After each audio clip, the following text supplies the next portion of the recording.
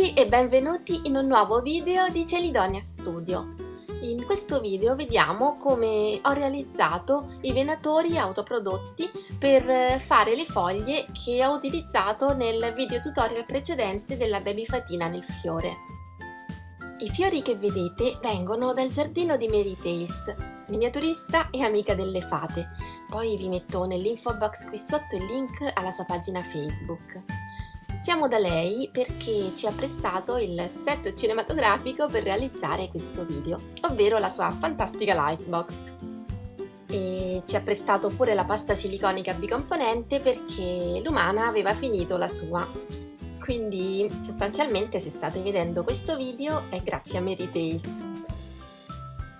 Quindi, dopo aver scelto con attenzione e con rispetto per la pianta donatrice delle foglie fatate che ci regaleranno le loro venature, andiamo a vedere come realizzare il nostro venatore. La pasta siliconica bicomponente si costituisce di due parti, di colori diversi, e il colore può variare a seconda del brand. Unendo queste due parti in quantità uguali, otteniamo un impasto finale che solidificherà pur restando molto elastico e gommoso e ci consentirà di creare il nostro venatore. Una volta preparato l'impasto devo muovermi molto velocemente e lo faccio aderire bene sulla foglia in modo che prenda per bene tutta la texture, dopodiché lascio riposare per 10 minuti, il tempo necessario affinché l'impasto indurisca nella forma finale, che è comunque gommosa. Successivamente vado a ritagliare la forma della foglia per crearmi bene l'incastro con l'altro lato dello stampo che andremo ora a creare.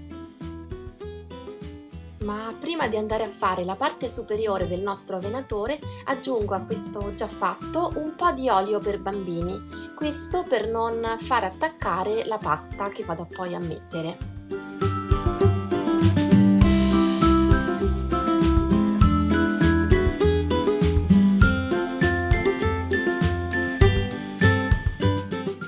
Ed ecco che dopo altri 10 minuti il nostro venatore è pronto.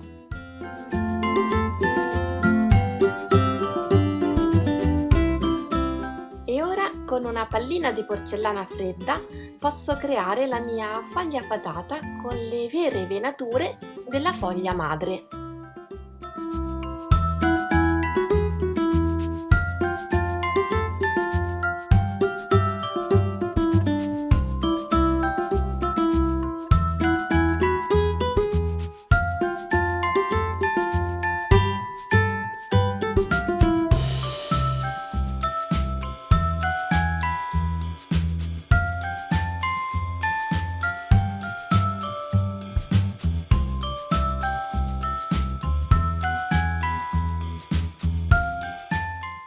Ed ecco che la nostra foglia è pronta per andare ad adornare il vestito di una piccola fatina.